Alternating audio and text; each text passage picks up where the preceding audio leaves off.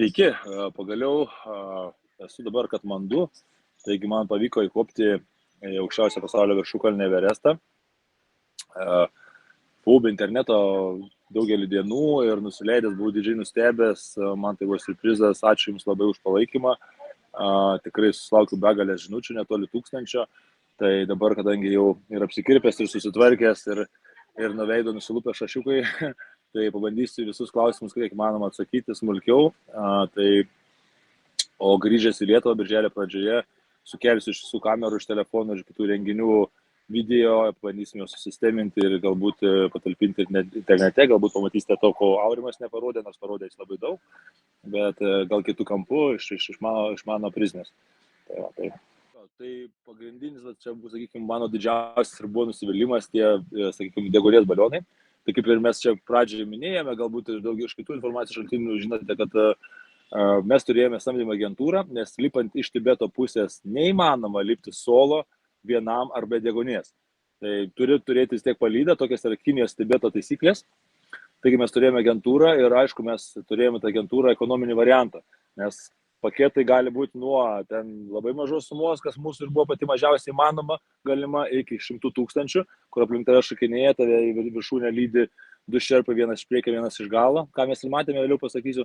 Tai mūsų variantas buvo tas ekonominis, bet mes nesitikėjome, kad iš tikrųjų, nes taip gražiai jie šnekėjo apačioje, viskas buvo žadama ir panašiai, nesitikėjome, kad taip viskas sugrius kaip tas kortų namelis, lipant į viršų ir pasirodys, kad iš tikrųjų yra visiškas tai drąsiai galiu pasakyti.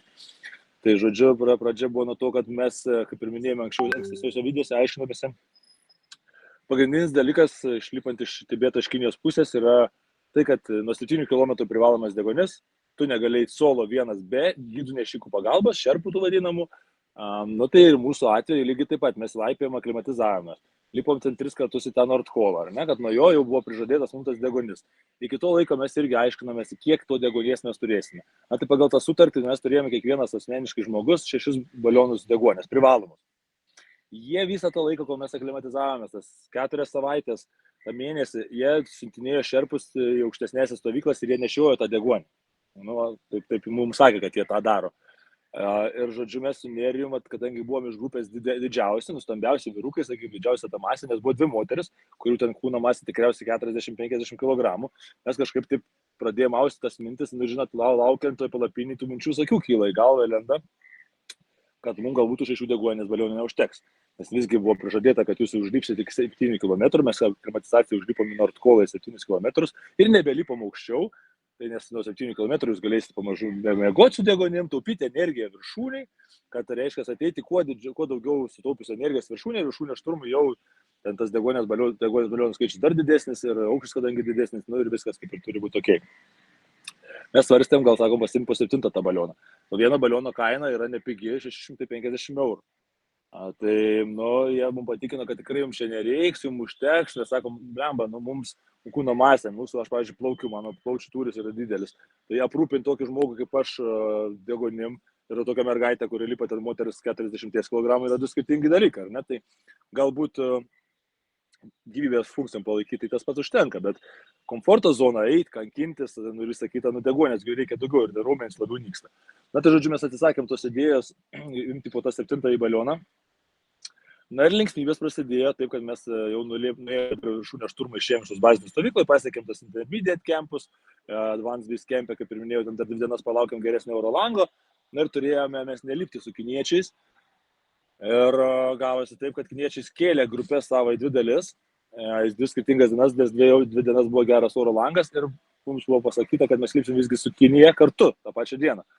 Iš idėjos mano, pavyzdžiui, vizija buvo irgi nelipti iš pietų pusės tam, kad nestovėti eilėse. Tai aš supratau, kad jeigu lipo kiniečiai, o kiekvienas kinietis turi po 2 šerpus, vienas priekį, vienas gale, tokios taisyklės pas juos, tai ten bus masė žmonių begalė. Bet mes nieko pakeisti negalėjom, pagalvom, sakom, gal mūsų tie šerpai, mes ir su jais pasišnekėjom, padarom, sakom, davai taip, kad jeigu naktį atsikeliam šturmo dieną ir matom, kad kiniečiai eina ten 2 valandą nakties, tai, pavyzdžiui, aš toks greitas, arba aš prieki prieš juos, nes aš galiu greičiau už juos sulipti tą viršūnę ir jie ten manęs nepasivis, aš pasifotografuoju saulį tekant, arba tada jau palaukiam, kad kiniečiai eina palaukiam porą valandų, po jų išeiname, nes yra tokios vietos, kur yra braila ir tu ten vieną koją padėjai ir kitos tu nepadėsi, viskas neprasileksi. Nes first step, second step, techninės dalis, kur uolas, kur gali nusileisti, užsimušti ir ten prasideda grūstis.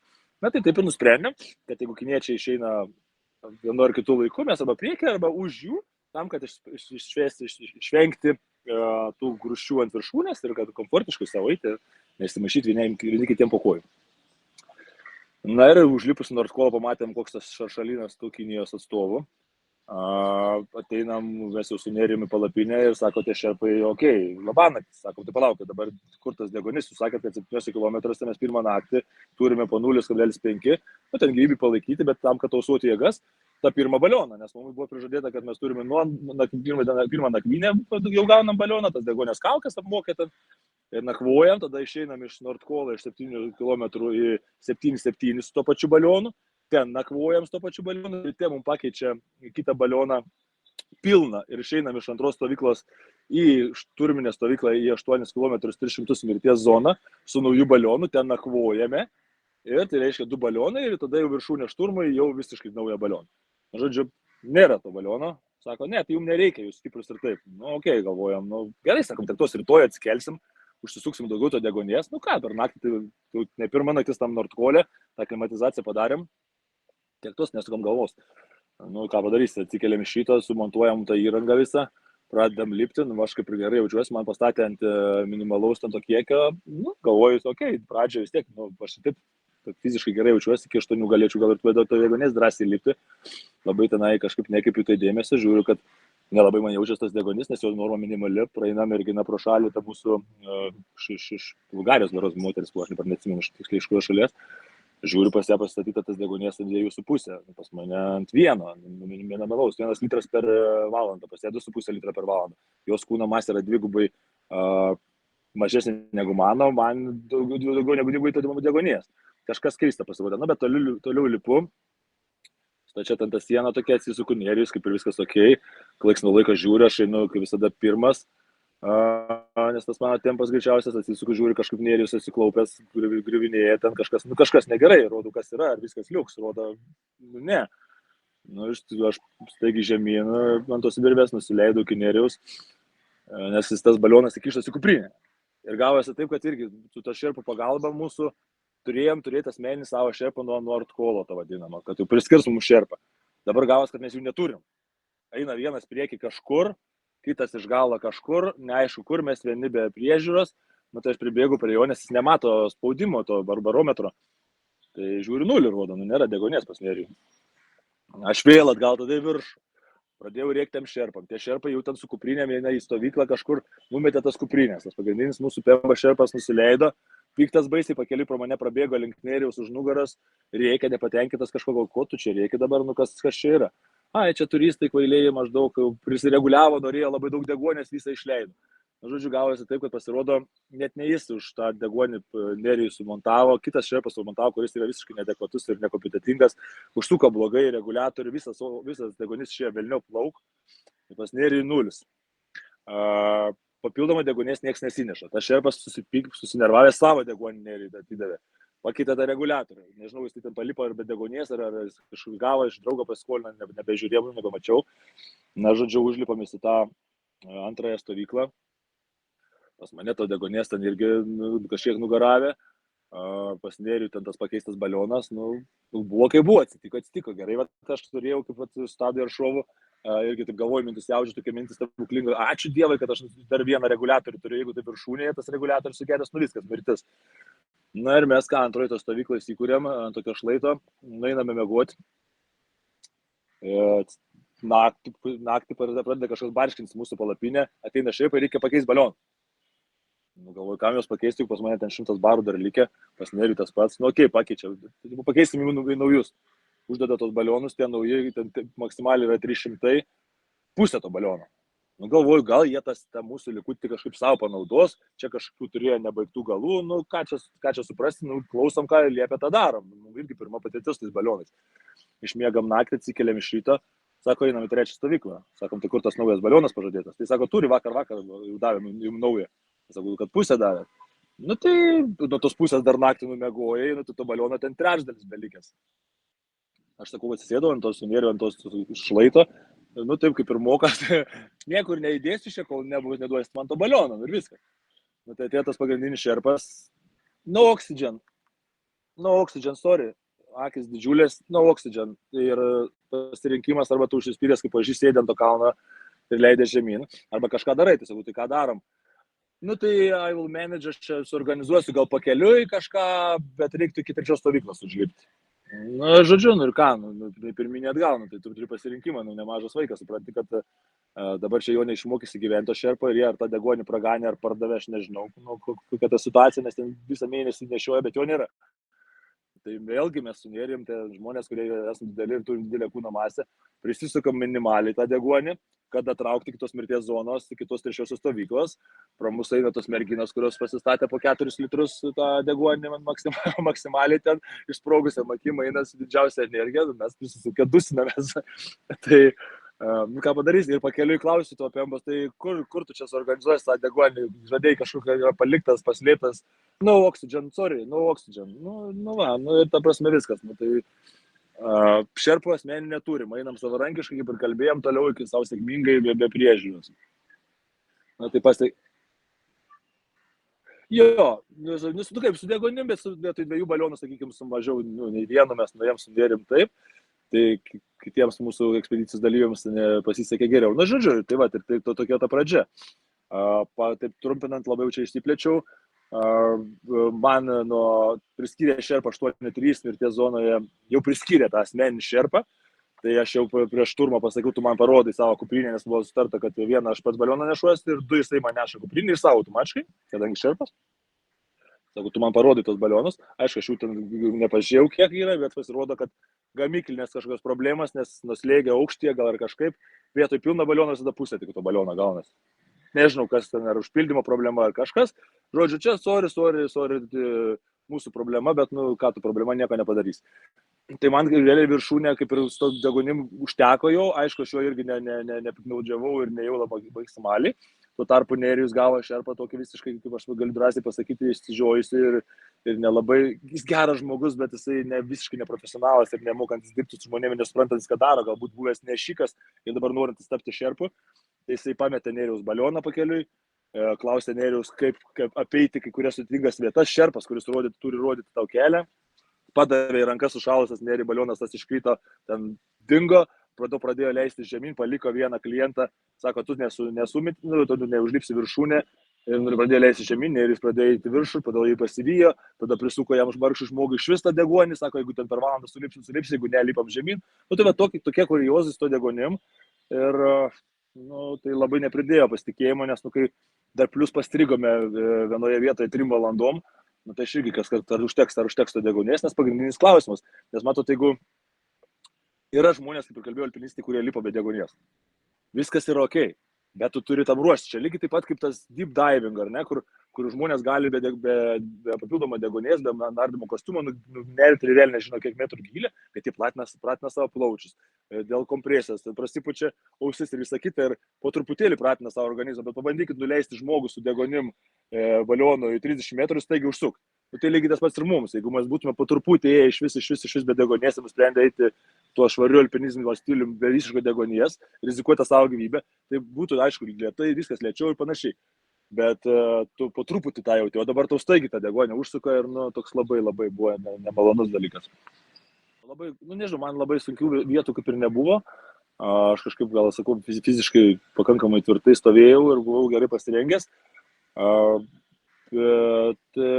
Techninė dalis buvo, sakykime, nuo 8-3. Iki 8-3, tai, sakykime, ten sniego laukai, akmenys, aišku, pasitiko ta šiaurinė pusė su, ne taip kaip pietiniai, pakankamai tokiams techniškesnėmis atkarpomis, techniškomis atkarpomis, bet labiausiai gal įstrigo iki second step, nes yra first step ir second step, čia angliškai taip vadinasi, nežinau, tokia laiptuota dalis, kur prasideda nuo 8 km 500 iki 8-7 kažkur. Tai yra ir kopėčias, ir tos atbrailos, kur tu realiai ne visiškai atbraila, ir jeigu vienas slystėlimas, aišku, yra saugos virvės, kurios užfiksuotas, bet įsivaizduokit, ant tos saugos virvės užsikabinė yra 10 žmonių ir tu gali nukristi, ir tos vietos labai buvo tokios atsakingos ir rizikingos, ne tik, kad fiziškai sunkios, bet tu supranti, kad vieną žingsnį padėjus į šalį tavęs nebėra. Ir mano gidas leidžiantis žemyn, beje, slydo, buvo toks jau drąsus, ėjo tą atbrailą, matyt, gal paskubėjo. Ačiū Dievui, aš buvau ant kito fiksavimo taško užsikabinęs. Tai jisai slydo, prakrito 5 metrus, tą virvę jį pagavo. Užlipo jis atgal į pradinį tašką, matau, visas purtas įdreba. Tai va tos vietos buvo atsakingas, tų lavonėlių ten, aišku, nelaimėlių labai šalia mėtėsi daug ir kas byloja, kad tai yra sudėtinga vieta, nes būtent ta mirties zona, vieta, kur tu negali prasilenkti ir jeigu tu pastriksi ar susilaužysi koją ar kažką, nu viskas, ta prasme. Ir va šerpas parodė vieną auką do 18 metų, nu tiesiog moteriai katė susipynė ten lipant tokiom skopėčiomis ant senų virvių, krito, kažkur trinktelėjo galvą ar koją, apsvaigo, nusileis nebegali, viskas, ta prasme. Tai va ta vieta tokia buvo labai atsakinga ir, sakykim, iš techninės pusės techniška, o daugiau visą kitą, nu, kažkaip manęs labai starkiai nenustebino, tik tas aukštas, tai kažkaip puikiai susitvarkiau su viską. Būtent, kas mane labiausiai gal nuvylė, tai būtent tie kamščiai, nes, kaip ir minėjau, anksčiau kalbėjom, kad dėl to, kad lipam su kiniečiais, turėjom arba išeiti prieš juos, arba po jų. Gavosi taip, kad mane pažadino, kaip pažadino, aš net nemėgau tą naktį prieš šturmą, kad lėkiam, aš greitas lipikas, greitai lipu, mes tenai nardėm tarp tų kiniečių, nesupratau aš tos pozicijos, to mano lydinčio šerpo, nei mes prieš išėjom, nei mes po išėjom, gavosi, kad visą laiką mes malėmės toje krūvoje. Tu nenori nieko sakyti, aš nesu nei rasistas, nei ką, bet tikrai yra žmonių, kuriems nebuvo verta būtent ant kalno. Ir vyrų, ir moteriškių, kuriuos stumdoti iš priekio, vienas Kinijos, tas gydas ir antras iš galo stumą, viena pametė batą, kita, atsiprašau, prikrovė kelnes, tiesiog ne to žodžio prasme ir šalikeliai, tas šerpas jai prasegęs tą užtrauktuką, to down suit angliškai, to pilno tipo kostiumo, su plika ranka valo užpakalį, valo į sniegą, tai vaizdas buvo šokiruojantis, nemačiau ir tai vyras ir moteris, nes tiesiog nusisukau, nes nenorėjau susitampyti, kaip sakoma. Tai ką aš norėjau pasakyti, atsidavimas šerpų iš Kinijos, mes teikėmės bėgti, ir ką, bėgom. Išbėgau pirmas prieš Aurimą, prieš Nerijų, ten gerokai į priekį buvau išsiveržęs ir galvojau, tikrai užlipsiu. Ir priėjom second stepą, tą vadinamą, tą techninę dalį. 2 valandas 45 minutės aš stovėjau vietoje. 8 km 610 m aukštį virš jūros lygio, tai yra mirties zona, šaltis nežmoniškas, gerai, aš tas žmogus, kur genetiškai man nešalta. Kitiem yra šerpai nušalę po kelis pirštus į ligoninę, Neris irgi nušalę pirštus ir panašiai. Man irgi studijos stovi, kadangi jau fizinio krūvio nėra, nebecirkuliuoja tas kraujukas, pradėjo elgtis pirštų šalti, bandžiau įsijungti šildomas pirštinės, neveikia ta funkcija, viskas sušalė, aišku, patrinių papučiau į tas pirštinės, viskas man gerai. Tai tą techninę dalį praėjom, ir likus viršūnė irgi lygiai taip pat stovėjom toje eilėje. Tas tikrai nežavėjo manęs, aš šito norėjau išvengti. Ir tu matai jau tą viršūnėlę, atrodo, jau prie pat, dar valandą žiūriu, dar valandą. Ir pasiekus galų gale viršūnę, tas buvo toksai, gal 20 žmonių, visi stumdosi, alkūnėm vienas į kitą. Tu negali tiesiog atstoti, nes šerpas sako, ta keterė gali nulūžti. Kažkur bandžiu prisisiekti prie kažkokio strypo. Šerpai patys ant tiek suinteresuoti savimi ir ne savo klientais, kad mus nustumė su alkūnė, prašau nufotkink mane su Lietuvos vėliava, jisai bando už kampelę laikyti Lietuvos vėliavą, sakau, man su tavim nereikia, aš noriu vienas, man, tu, ta prasme, svetimas žmogus, už Lietuvos atstovas, tai jie save fotografuoja, tai toksai stumdymasis, malimasis, bet aišku, teko vis tiek pasimėgauti, prabuvom viršūnėje gal 40 minučių, Aurimas už manęs atėjo, keletą minučių, po gal pusvalandžio Nerijus iškankintas deguonės stygiaus, tai visiems trims mums pavyko visgi iškelti tą trispalvę, tvirta koja visiems lietuvaičiams, tik istorinį įvykį padaryti ir vienu metu, nes tiek viršūnėje vienu metu 3 lietuvių nėra buvę, tai pabuvome tas 45 minutės, apsidairėme, pajautėme tą dvasę, tą, ką norėjome, dėl ko ir lipome, pabuvome ant pasaulio stogo. Ir pradėjome leisti žemyn ir man tą leidimas žemyn atkarpa gal irgi buvo viena iš sudėtingesnių, kadangi tu esi jau pavargęs. Visi ten tie iš Kinijos atstovai griuvinėja, leisgyviai, tie šerpai, jos ten tempė, stumė, traukė. Plius tas mano šerpas prieki prakrito, nes buvau tokiom akim, nes jis tiesiog šlydo ir galvoju viskas, jeigu virvė ištruks, jis labanaktis. Būčiau netekęs šerpą, būtų buvęs žuvęs žmogus. Bet ačiū Dievui, tą virvę jį sulaikė, jis pats matas šokiruotas buvo, po to tik netekęs amų pusę kelio, nesuprasti, ką darė ten. Tiesiog ėjom kaip atskrido bičiuliai, ne kaip šerpas su klientu, o neįsimant ant kelią rodė nei ką. Tiesiog, kad nešė man deguonės balionus pustušius ir, žodžiu, tokia ta patirtis. Tai ačiū Dievui, viskas sėkmingai baigėsi, per kelias valandas nusileidom žemyn ir Buvo pasakyta, sakau, duokit kažkaip atsigerti, rodau, nes tiek burna išdžiūva, nes ta kaukė, kur užsidegi, tas deguonis taip sausina orą, kad tu nebegali visiškai surakina to šaltą geležį į. Negalėjau pasakyti, dingo balsas, rodau, duokit vandens, tai niekas man ten jo nedavė, tai ten kažkaip išsiprašiau, šiaip ne taip, rehidrono išgėriau, sakau, ką darom. Ką nori tą daryk, sako, čia deguonės nėra, antroji stovykla nėra, leiskis į Nordkolą. Nu, tai galvoju, prožektorių turiu, tai pradėjau leistis po truputį, taip ir nusileidom iki 7 km, jau temstant. O šerpai, beje, kad neturėdami deguonės pasiliko su kai kuriais klientais, nes nebeturėjo jėgų nusileisti, mirties zonai, dar vieną naktis. Sakykim, ta komanda visa pasiekė, aš labai nelinkęs komentuoti apie kiekvieno asmeninius išgyvenimus ir kas kaip pas ką galvoje, nes čia kiekvieno kova su savimi. Neriui tikrai skriaudė, kaip aš sakau, gyvenimas ir šerpai daugiau už visus. Vargšą, nes jam ir katę pametė, ir pirštus sušalo, ir šerpas atsisakė lipti, ir deguonį pametė, bet jisai turėtų pats pasipasakoti. Tai ačiū Dievui, žmogus sulipo, kad čia mes nelenktyniavom vienas su kitu, mes lenktyniavom su kalnu. Mes nenorėjom viens kitą veikti kažkokius greičiau ar lėčiau. Mes norėjome įveikti Everestą, Džomolungmą ir atstoti ant jos viršūnės. Tai visi mes vienodai stiprus, kiekvienas su savais demonais, kiekvienas su psichologiniais reikalais, galbūt vieno tempas mano greitesnis, kito lėtesnis, bet svarbu, tu tvirta koja saugiai užžymiai į viršų. Tai manau, visiems mums gerai sekėsi, gaila, kad Tadui nepavyko, tas priežastis gal jis norės pats įvardins, čia tikrai nežadu apie tai kalbėti. Bet kaip ir buvom kalbėta, safety first, prieš važiuojant ekspedicijas, saugumas pirmoje vietoje, saugumas, gyvybė, nes mes turime savo gyvenimus, kalnas stovėjo ir stovės, jis tada gali palaukti. Ačiū Dievui, mums trims pavyko tai pasiekti saugiai ir saugiai nusileisti.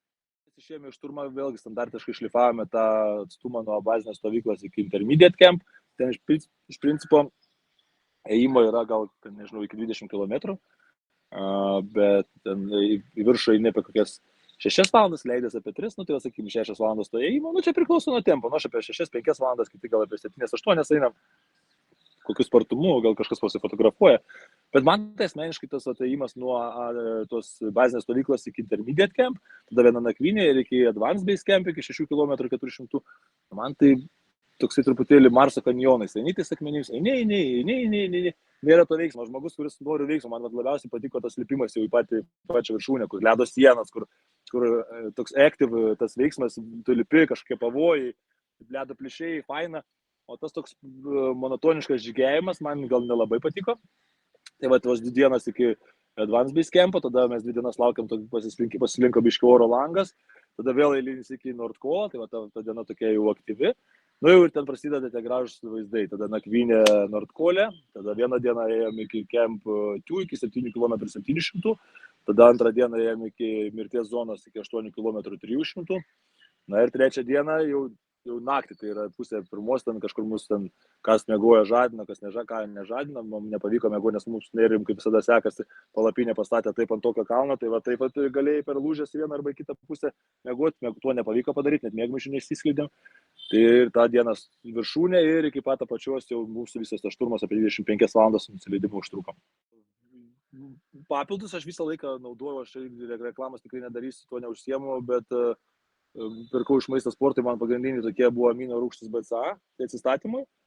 Ir prieš einant, sakykime, aš gėriau tokį Animal Packas, tai yra ten toks maišiukai tablečių, kurie ten visokio tipo vitaminai nuo iki, C vitaminas, sakykime, geležis. Ir atstatymai, kaip sakiau, tos BCA amino rūgštys, batonėliai, baltyminiai ir panašiai. Tai tokie tai pagrindiniai maisto papildai, daug C vitamino, kad tą imuninę sistemą palaikyti. Ir tai tiek su tais papildais. O dėl pačio maisto, tai na mes kaip ir buvo, kadangi irgi agentūra turėjo aprūpinti mus maistu, kaip ir deguonimi, tai ačiū Tadui ir Šovais pasirūpino tais travel lunchais vadinamais užpilamais, tai jie mums tik tai kiek jau ten prisiprašėm, patirbdė to sniego, nu tai tos buvom špakis vadinamus, tos liaudiškai, taip tas užpilamas sriubas, ar ne, gal negražiai pasakiau, pylėmės kažkiek, po pusę suvalgai kartais, tikrai to apetito tikrai nėra, minimum, aš buvau viršūnį pasidaręs, atsidėjęs atskirai užsinešęs pats, nes irgi patys nešėmės, nes tai jūs čia, nežinau, merginos per daug prisidėję po 2 miegmaišius, jūs gal patys galite užsinešti viską, nu mes stiprus, mes galim. Tai užsinešiu to avalanšą, tai prieš viršūnę valgiau bulvių košę su žolelėmis kažkokia, kad tokį lengvą virškinimą pilvui neapkrauti kažkokiais tokiais maistais. Tai va, tai to irgi, to nešimo šerpų paslaugos irgi mažai teko naudoti, sakau, buvo tos moters, nežinau, kuo jos privilegijuotas, kad jis dvigubai daugiau gavo degonės ir dvigubai daugiau jų svorį atnešta, po to leidžiant žemyn praganę mano mėgmaišį mėgojimą iki -40, padėjau prie palapinės, mes nunešėme į apačią, paspyrė su koja ir nuo 8 km 300 nuredėjo į apačią, nesakysiu, kiek pinigų prarasta ir po to teko Nordkole mėgoti be mėgmaišio, po šturmo visas sušalęs, susukęs buvau. Na, bet išmėgojau, aš šito šalčiu gerai draugauju visai. Tai va, tokios tos patirtis. Dėl organizacijos tai labai ta mūsų ekonominė kompanija tikrai pavedė, stipriai pavedė ir, nusakau, mus kažkaip kankino nuo palapinės pastatymo ant akmenų, kur ten visiškai tu negali net atsigulti, stuburas lūžta ir dar mes 2 metriniai sukišti iki to, kad mums nieko nenori nešti, jie bumba nepatenkinti. Nu tai gerai, mes tokie žmonės sunėrim. Nenešam, nesiginčysim, čia paimsim patys ir užsinešim. Bet iš principo, tai yra 2 variantai. Arba jeigu tu sumoki pinigus ir tu tikiesi, kad tu gausi tą kažkokią paslaugą. Jeigu jau ne, nu, tai tu žinai, kad tu pats, mums nėra problemos, jeigu duokit aš tą vandenį išsitirdysiu. Esam turėję ekspedicijų, Aliaskoj dar kažkur nešėmės, maistą darėmės, tirdėmės vandenis, nėra mums problemos tai padaryti. Jeigu tu jau tai skaičiuoji tai paketą, tai būk malonus, tai daryk. Bet to ne visada buvo, tai su vandeniu buvo problemos, pavyzdžiui, sakau, Nerijus po to leidžiantis gavo snowblindės, apako. Tai nuo Nordkolo šitą atsikėjų žmogus nemato nieko, aš palikau pilną stovyklą tų šerpų, sakau, leidžia žemynėliau, tai vis tiek bus kas prižiūri, tai pasakė, kad palikau akių lašiukų, sakau, žinai, po paros laiko turėtum pradėti matyti, ir šerpai tai patvirtina. Tai įsivaizduokite, visi šerpai su tuo klientu Stadžiais išėjo iš tos stovyklos, paliko Nerijų aklą ir jo šerpa aklas su nušalusiais 3 pirštais, 3 skirtingose palapinėse be vandens. Tie išlįsti iš palapinės negali, užtrauktukų nemato, saulė šviečia dieną, karšta, kepina toj palapiniai, nes labai užkepino, vandens nėra. Kaip daryti, balso nėra. Tai gerai, ačiū Dievui, Tadas Teršovas apačioje būdamas, pas mūsų buvo pilkasis kardinolas, kuris kad ir neužlipo, bet viskas stigavo, pradėtėm kiniečiam ten skambinėti su racijom, visą kitą. Kažkokia šilpuko galbūt Nerijai, tas žmogus nemato nieko, tai kiniečiai ten subėga iš tų šalimais, tų padėjo, to pašildė, to vandens davė tom žmogui. Tada sugalvojo, kad reikia naktį, kadangi akis bijo, pradėjo matyti, nusileisti nuo Nordkolo kitą dieną, nes kiek tu nebūsi 7 km gali numirti. Tai Nerijus truputėlį pradėjo matyti, pažadino 5 nakties tamsų prožektorius su to pačiu šerpu, kuris pametė ir degonį ir visą kitą, jie pradėjo leisti nuo Nordkolo, tas šerpas pabėgo jį. Nerijus tikrųjų prožektorius kaba ant Nordkolo ant virvės, be šviesos, pusiau vieną akim mato, nemato veik žmogus, visiškai tamsus, šerpas pabėga per plyšį, sako Nerijus, aš galvoju, jis gal įkrito į plyšį. Pasirodo, jis tiesiog ėjo ir nuėjo ir viskas. Tai žmogus su Garmino laikrodžiu švietėsi, kur kil pasidėti ir kaip su spec įranga nusileisti. Man tavęs neprotų nesuvokiama.